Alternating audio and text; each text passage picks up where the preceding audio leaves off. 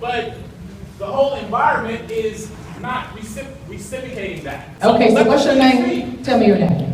Justin Bradley, Black Student Union President. Justin.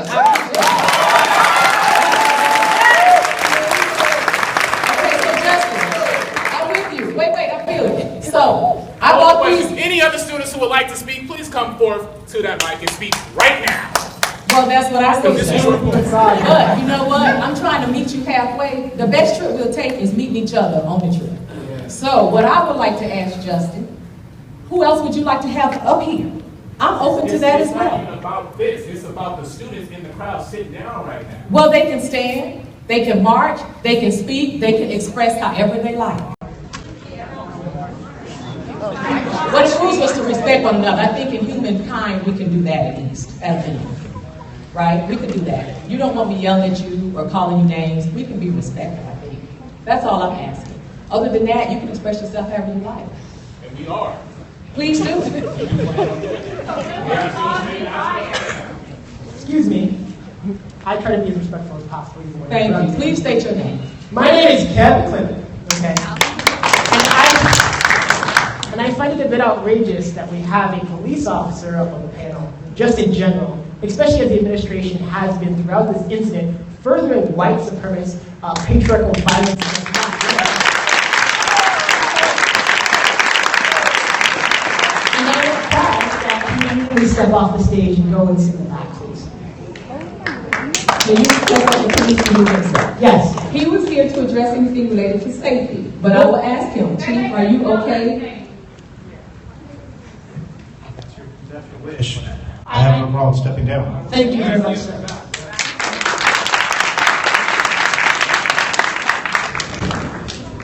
Hi, I'm sorry I'm a little sick. My name is Melanie Gutierrez. And I just wanted to ask for the safety part. I also attended the meeting with Jeff Claus like last week or 2 weeks ago. And he told the whole Sociology Students Association that he did not perceive the male a threat because he interviewed only a select few students. And I also want to make sure that it is known that when he told us that, he did tell us when I left that class I felt great based on interviewing only, I think, about 7 students. So I want to know, like, how many people did you actually interview in that classroom? And to my knowledge, it's not all the students.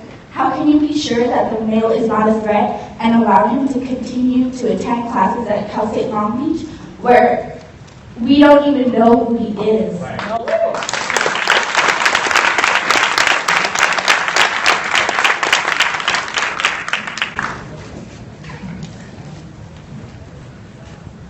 Can you clarify where this investigation has been handed to LBPD? As to what? Why this investigation has been handed to LBPD? Absolutely. There's a conflict of interest. Okay. That conflict is. Yes, I can. That conflict is, that young man, he works for me. He's a student and he's a CSO.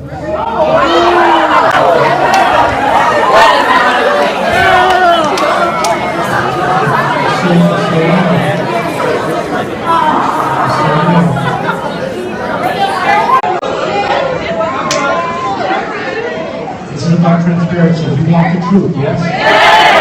I'm going to tell you. Why wasn't it said at the beginning, and why did you even start this investigation if he works under you? And you knew that from the start. I talked about a conflict of interest, did I not? Yeah. That is why this investigation got transferred out of my department. And it was Because okay to start it? I don't want perceptions that we were trying to cover up something, that we're not being transparent in the investigation. That is why it got transferred out. He is not being assigned hours. There is a process that is in place. We're waiting to see how this process. As a possible threat, he needs to be fired. I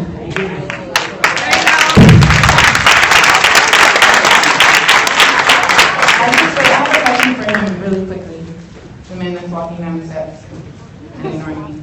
How could you give an assessment of that he's not a threat and there was a conflict of interest already? Because I didn't seem like you guys should be qualified to even assess someone within your own team. So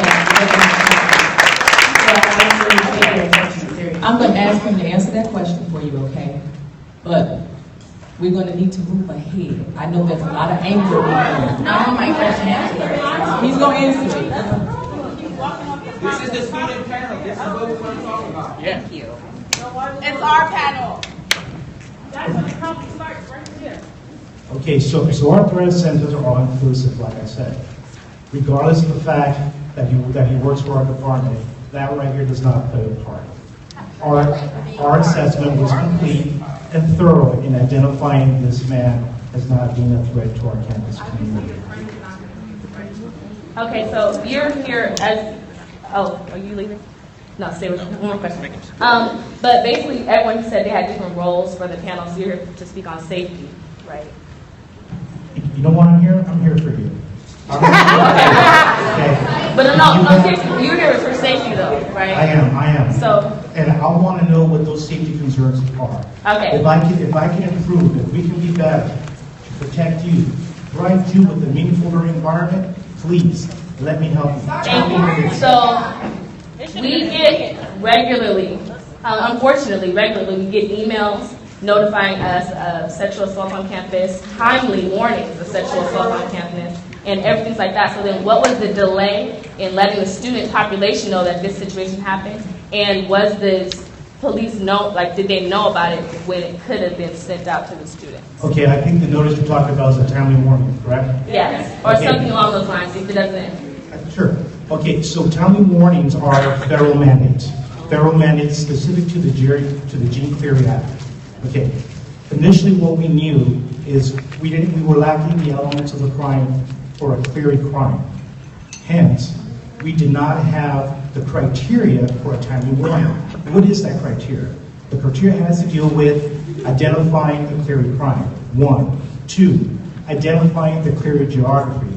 And 3, do you have an ongoing imminent threat to the campus community? And so since those three things were assessed by you all, who already had a conflict of interest, that it wasn't an immediate threat, but when everything blew up kind of on social media, and when everything blew up in other different areas, that's when we started to get a response from the university, which is when you talk about safety, it's like, if you didn't ask the external community to support us, then I don't think we would be here right now. And you are touching on a very important subject, and that is social media.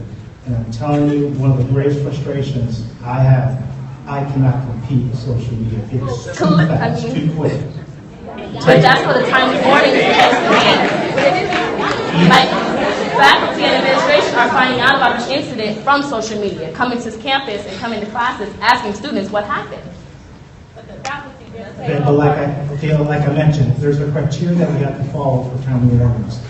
Had we put a timely warning out, we could have put our institution in liability for a fine from the Department of Education. So each crime has to be assessed, and each one has its own specific criteria for us to put a timely warning.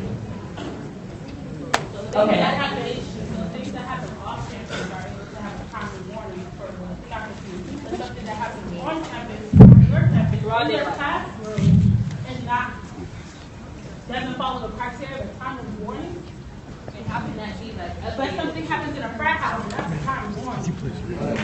But remember, there's a criteria. What happened in the frat house was different. That didn't fit. Yes. So he can just run around with a knife and just pull it out. No, that's different. That's different. So why did he pull out that knife? He was pleading his death. Why, officer, chief, why did he pull out his knife?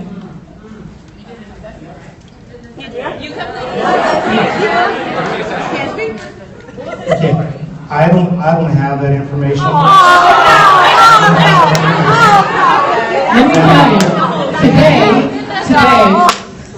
when I came on campus, I am a student here, when I came on campus, I witnessed police interviewing students from class. They went into the classroom and were asking students to come outside one-on-one, basically forcing them to talk that was a little bit intimidating. It was threatening. They were seemed to be like interrogating them. I have some on video if you'd like to hear it. And telling them not to talk about what they saw. So silencing students' voices. You have lots of information. If this is your CSO, and what is that, campus security officer? Is that what CSO is? I'm sure you have some idea of why he would pull out a knife. I mean, you are embarrassing my city. You're embarrassing my school. You're embarrassing us as students. And if you stand here and say you don't know why he pulled out a knife for real, or you're not going to discipline him, or you're not going to fire somebody, his ass or claws for how he handled this situation, then you're going to further embarrass yourself. Why did you pull out the knife?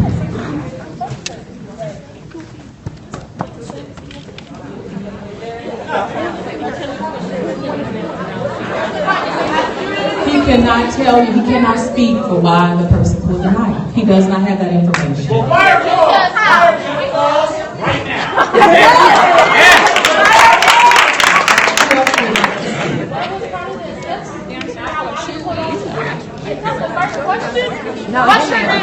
Why'd you pull out the knife?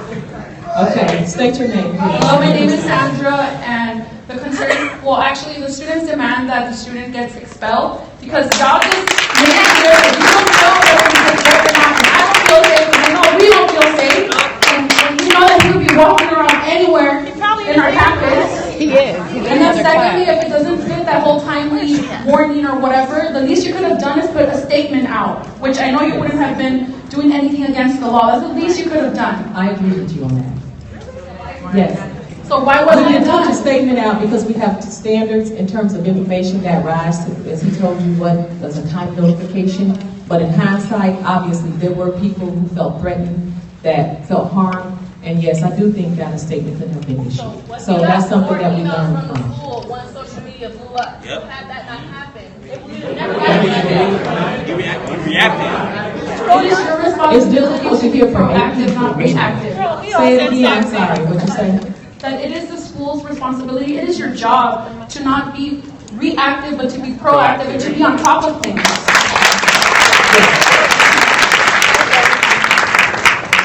So I just hope that this is a learning experience and that you fix this incident and anything that can happen in the future. They can. Yes, I agree.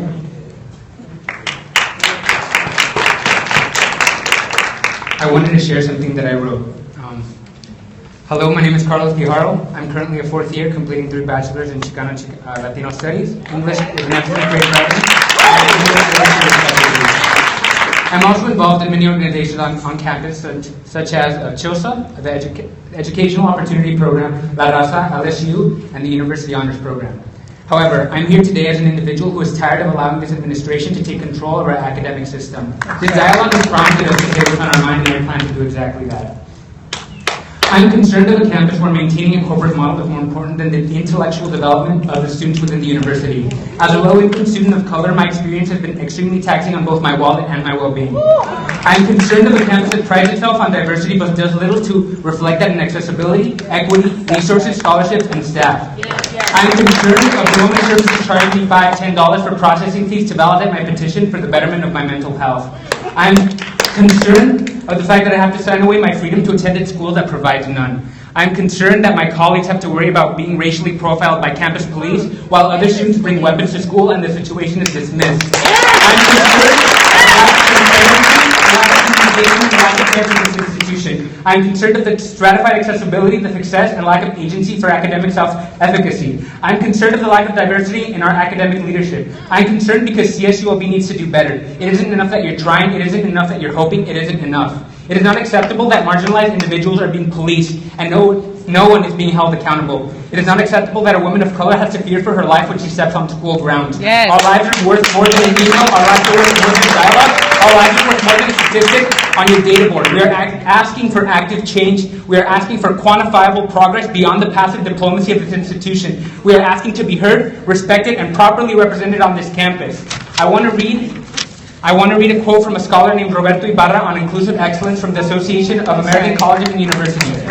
Rather than have people adjust to the system needs to adjust to the people. The new objective for increasing diversity is to reframe and balance various principles of cultural context found with the current organizational ways we do scholarship in order to create a more inclusive and better teaching, learning, and working environment for attracting diverse populations to higher education so they may thrive. This should be the basis for our institution, and as part of the student body, I demand this change because it is our right.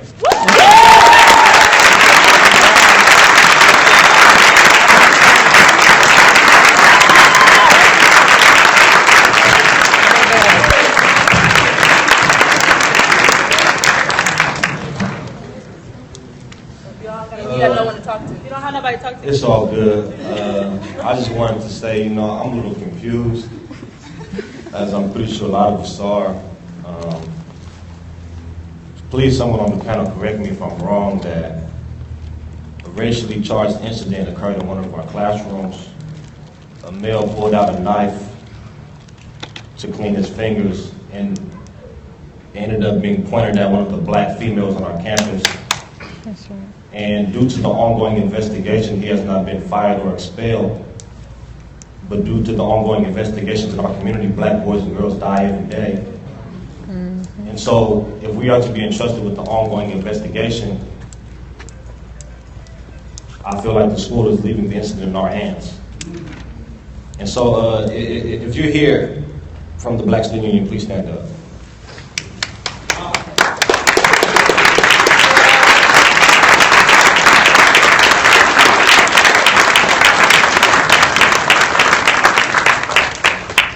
I personally can't speak on behalf of every individual who stood up, but I would just like the administration, faculty, and staff to recognize that this isn't a very large portion of the Black Student Union. This isn't a very large portion of the black students on campus. And so, if the situation does not get fixed due to the campus policy, which people are arguing that the knife wasn't long enough or he was cleaning his nails. How many of you cleaned your nails with a knife? Please raise your hand. How many of you, if your sister or mother got pulled a 1-inch knife out on, would you care that it wasn't regulation length? Please raise your hand. And so me personally, I would hope that the school rectified the situation before I found it. Because if that was my sister or my mother or my grandmother or any black female in my community and I was in that class. You feel better in an hour and a half. This is answer. Did he expel today? Do I need to walk in and expel him? Which means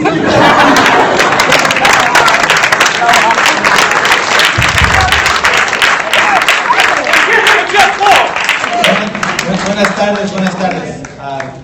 If I may, I'd like to read the statement on behalf of the Department of Chicano and Latino Studies, if I may. So my name is Jose Moreno. I serve as chair of the Department of Chicano and Latino Studies. Been on this campus for 10 years. About 7 years ago on our campus, my apologies, it hurts. Yes, it does. It hurts because when I was an undergraduate at UC Irvine, we had the same thing happening over and over. I certainly had a colleague who was expelled from school simply because he raised his voice in a class, a fellow Chicano. So let me say that our faculty in Chicano Latino Studies learned about the incident and wanted to express our support not only to you as our students, but also to our faculty colleague who then was asked to try to manage it, try to figure it out, and who was given suggestions that to us were just not quite, what's the word? Pseudo. There's no word. White supremacy. So if I may, we sent out this email as a department, as a faculty, to our faculty colleagues and to our university administration. And I share this with you as students, and would love to, whoever can get it all out to all students, we would love to share it. If my voice shakes, my apologies. The Department of Chicano and Latino Studies wishes to extend our support to our fellow CLA colleague and the students who were affected by the classroom incident that took place on February 25. While what transpired that day may have different interpretations and we respect that the case is still under legal investigation, we feel it necessary to publicly address key issues that remain significant regardless of these factors. As a department that centrally employs race as a critical lens throughout its curriculum, we are deeply concerned by the context within which the incident occurred. The affected students were enrolled in a general education sociology course focused on the intersecting topics of race, class, and gender, and taught by a woman of color faculty. The knife in question was brought out during a class discussion on racism. As a result, we believe that in addition to the statements that have circulated regarding the need for ensuring the general safety of individuals at the university, the incident requires broader and interrelated discussions on this campus about race. Moreover, we believe the university should take this opportunity to commit concrete time and energy to addressing our students' emotional well-being, and in particular their mental health, as well as those of our faculty and our staff. A knife of any size taken out by a student at any point and for any reason during a class session invariably suggests an aberration to the principles of community that we espouse in our classrooms that have served us well in engaging difficult conversations. Rather than limiting the assessment of this action to the likelihood of imminent threat, we should also consider the stressors that led to the need for an assessment in the first place. In particular, we feel that the context of the situation that took place on February 25 is especially pertinent. Across the nation, aggression and fear surrounding race have led to countless acts of violence and suffering. At the same time, the increasing consideration of related topics, such as white privilege, has resulted in a negative backlash against those attempting to challenge racism. This being the case, even when critical race analyses could guide us toward dismantling an integral power structure that divides us and transfixes inequalities, including those across other areas such as class and gender. These interrelated factors should not be lost in the forthcoming days that will determine the outcome of the February 25th incident. Body politics matter, and they should be included in the assessment of such a situation and its aftermath. Indeed, doing so can perhaps better help us prevent future aberrant occurrences. We hope that the university will take a lead role in ensuring a safe and civil environment for all of its members, and that it will also resist reading incidents like this one in abstraction in favor of the greater insights that a nuanced, racially sensitive one could reveal. I express that to you, colegas of our university, and that's how we as faculty think of you as colegas in this journey together.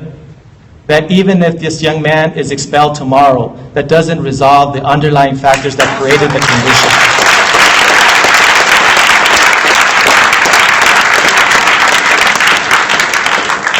So let me just say that while justice may be served by having one individual, let's contextualize the mental health of all individuals in our society that have been conditioned to think it's okay to take out a knife, that have been conditioned to not have any other way to think about how to express themselves, and then how we're conditioned to react when such incidents happen.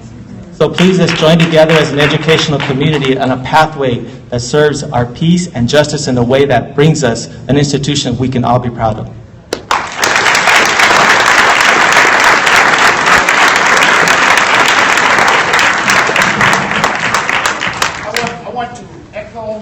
Reaffirm what my colleague, Dr. Jose Moreno, said. My name is Dr. Marlana Karenga. I'm Professor and Chair of the Department of Africana Study, and we came to say we stand in solidarity with the struggle that the students are engaged in. It warms my heart. It reminds me of what we ought to be about, creating the kind of campus we want and deserve to live in.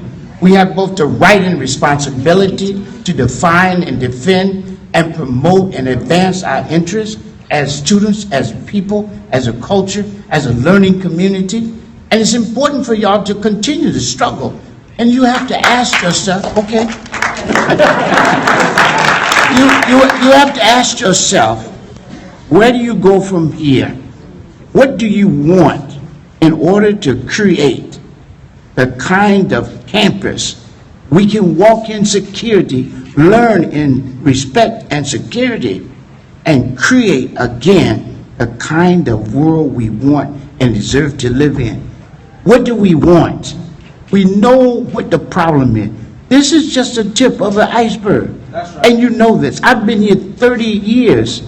I came here and I was chair of the President Task Force on Multicultural Education and Campus Diversity. And we had issues of race. and we have to talk about this, but you have to be involved in it, and you have to come and say what you want, and you have to say this at the highest level, and you have to ask for 3 basic things all the time, wherever your demands are. Policy that reaffirms what you just said. Second, a budget, in fact, to do it, or resources to do it. And third, programmatic initiative, so that we can realize what we put on the table. Because after this, it'll be like we said all these things, and now where do we go from here? How do we institutionalize the legitimate concerns that you have? How do we have it as a part of daily activity on this campus? That's what I want. Because I want to build a campus where everybody is respected, where we know that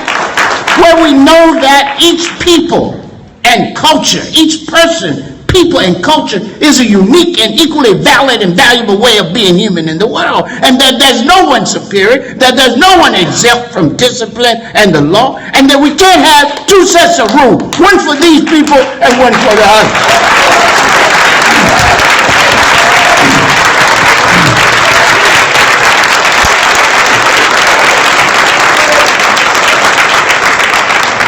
So what do we do? Ask yourself as we come and we begin to put this thing together. Because the battlefront is everywhere, Paul Robeson said. There is no sheltered rear. Everywhere we turn, we have to battle. We have to battle to achieve, and we have to battle to keep. And we have to battle to advance. I love struggle, though. And I want you to love struggle. I don't want you to have episodic. I want you to be constantly concerned with creating the best environment you can. You deserve it. You need it in order to learn and become the people you have to be and lead the new world that's coming into being. You must do that. So let's work it out. Put your demands on the table. Bring your demands here. Let's discuss them. Let's have some more meetings. And let's actually put together a structure so that this is not just now. We know what you said and what you challenged. You know that that's what you know from your heart. You know that's what you know from what the sister said. I never told her she's a student of mine, a brilliant sister. She has a right to study insecurity. She has a right to be able to come into the classroom without looking around. She must, in fact, and every student, both man and woman, everybody has the right to a safe and mutually respectful environment. I've said this again. I'm stopping now because I'm on my way to another student gathering. This is a little bit different. They raise money to get people in school, but it's the same thing. How do we create this environment? So let's talk with each other. And it doesn't mean you don't stay angry. It doesn't mean you don't have a legitimate point. You do. But I'm asking you to think of how you want this campus to look. You can shape it. You have to shape it. It's on you. All right? Thank you very much.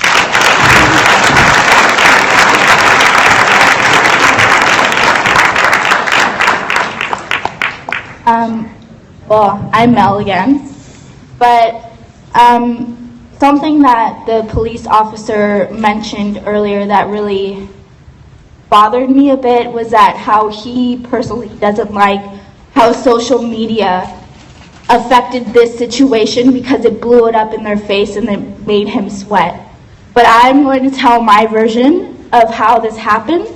When I was in class on February 27th, my professor didn't show up. In fact, she hadn't showed up the whole week. And we had someone else come in to tell us that our professor would not be in for another 3 weeks. That alone alarmed me a bit, and I'm like, oh no, what's wrong?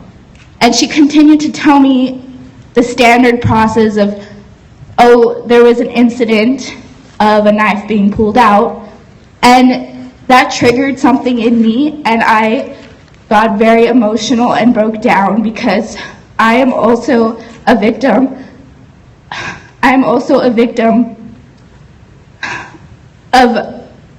I'm a victim of sexual assault on this campus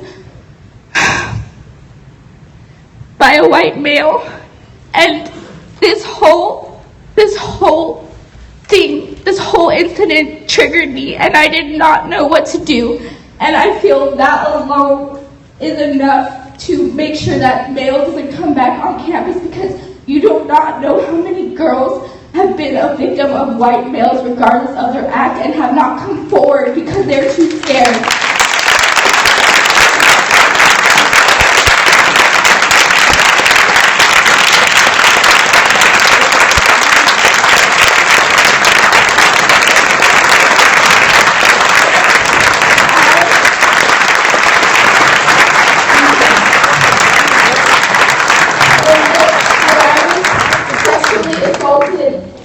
By a white male my freshman year of college.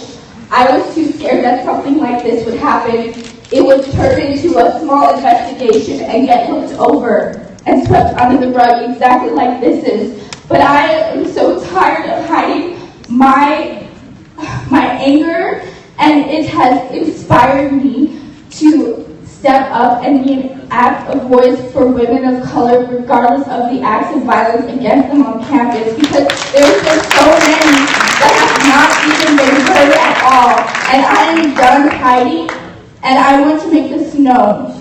So when that happened, I had to leave class early because I could not sit there and think about a white male, another white male on campus ready to attack another woman of color and have it swept under the rug. So I was the one who took to social media, because if this fucking university won't do it, I will do it, and I will let everyone know.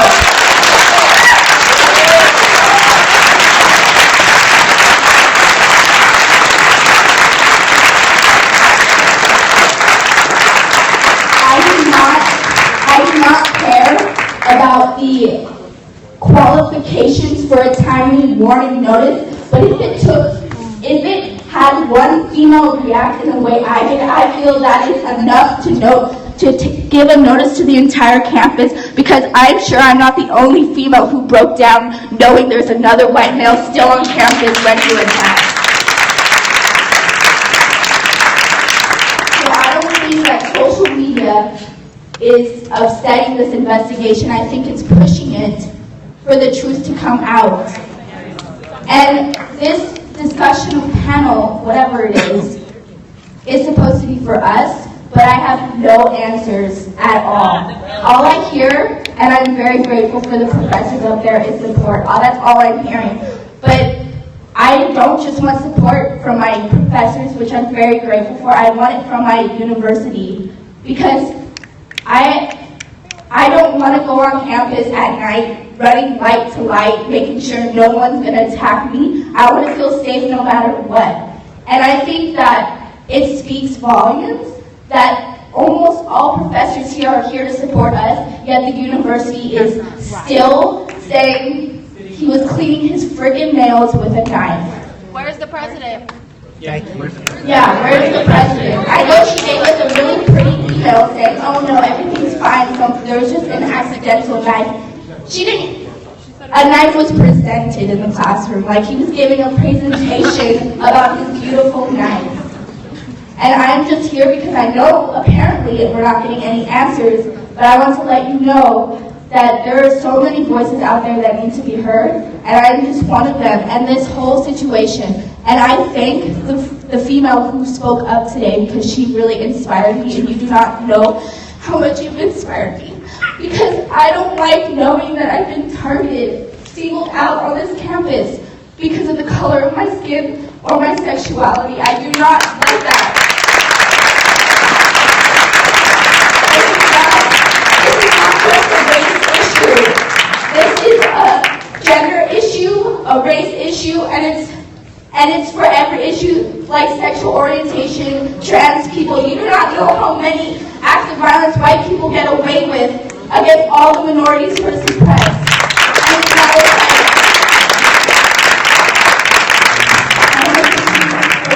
And I hope that whoever is freaking in charge of this decides to change the policy.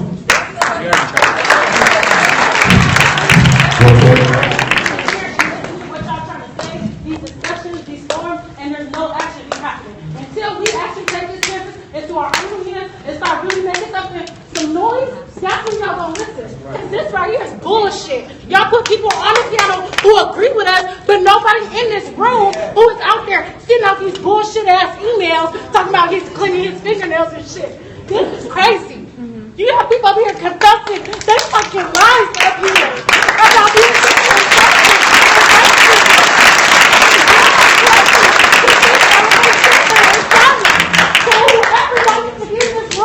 definitely need to get in this room, B, because I promise you, there's no way I'm going silent on this campus. I can promise you that. And that's on my mind, I promise you. What's important to note is that we have students confessing their lives and their stories and their experience on campus, and there's no administration. Who are we speaking to? The podium is empty. The podium is empty. You're not listening to them. You're not hearing them. You're here in here, but these are experiences they're directing to you. Why isn't President Connolly here? Where is she? Where is she? Another minority to go through such a position. Look how much we struggle to even be on this campus. Understand the emotion in the room. Understand the emotion in the room. And you have a president of the university who don't even got the goddamn audacity to be here. Are you kidding me? What is that? Why are you here? What is that? Why is the central person who was supposed to be overlooking this campus not here? Why are we going to take over the podium? That's the thing. Everybody got to take over the campus. That's what y'all want. That's what y'all want. So, one, I'd like to thank Dr. Karanga and the chair over here for their statements. That's Dr. Moreno. Now, BSU is going to leave because this is some bullshit. But what I want you all to know is we do have immediate demands coming after this. Jeffrey Gotta be in action, not demands. I'm tired of talking. Ain't no more demands, it's action. How about that? That's what I want to see. Everyone from the black community over here. People die every day. And y'all out here just acting like it's okay for a knife to get pulled out. Like, am I serious? You cannot be serious. Get my shit, bro. So I don't know where Jeffrey Claus is, but at this point, his resignation and him being fired needs to happen immediately.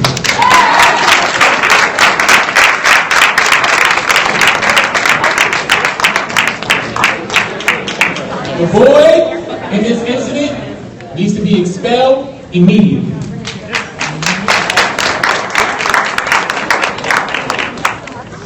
And there needs to be a student oversight committee for threat assessment.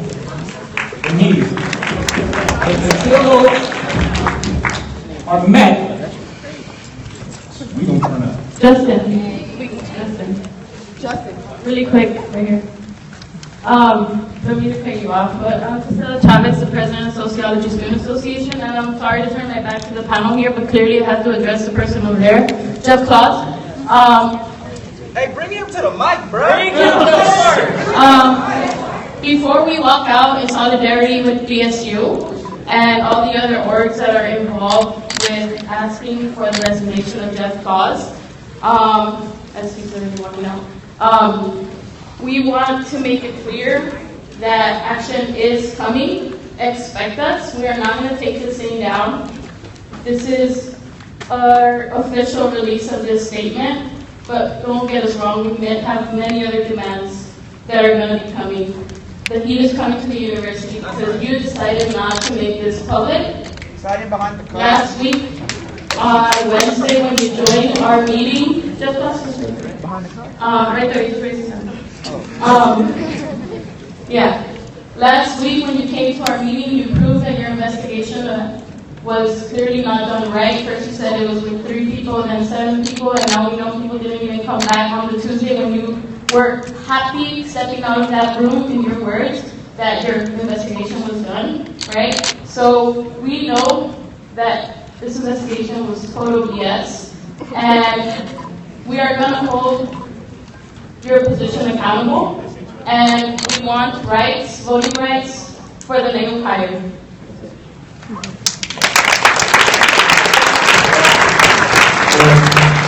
I'm not talking to an empty panel, so I'm pretty much done here too. So, thank you.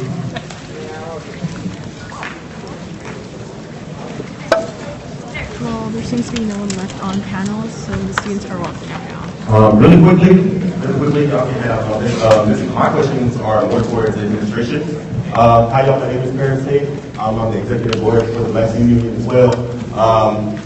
One, we understand that Dr. Sabrina, the professor in the situation, has left for how many weeks? 2 or 3 weeks? 3, thank you. Can we get an explanation as to why? I heard 2 different reasons that she took the leave on her own, as well as she's been asked to take the leave. She's also been asked to switch classrooms, so I just want clarity on what that situation is. Secondly, for the young man in question who pulled out the knife, I've also heard allegations that he's been known to cause disruptions like these in classrooms, such as like asserting white privilege or standing up for white privilege and these things that aren't conducive to the university setting. Can we get a background check and report run on him? And then 3, again, if you are in this university setting where things are promoted for equality, diversity, and multiple opinions, can we get a training set up for students or professors or whomever to be able to, express themselves properly without either pull a knife on people or to be able to, stand for a level of tolerance? Because I'm taking a sociology class currently, and I know I speak out. Y'all guys know I speak out. So I know that I'm an outspoken person, so if I'm speaking my opinion, I don't want to be able to fear, or I don't want to have to fear for my life to or not to be pulled out of me. That's it. I have something to say really quick. My name is Sarah Rose Candle, student ID number 011049. I feel from what I've read that this university has put out that they're creating this narrative of the hysterical woman of color professor who was just overreacting to some poor kid who was playing with his knife. And I'm not going to let you guys do that to one of my favorite professors who was the only one who has stood up for the safety of the students of this campus by pulling that motherfucker out of the classroom. So I'm going to need y'all to give her whatever the fuck she wants, okay?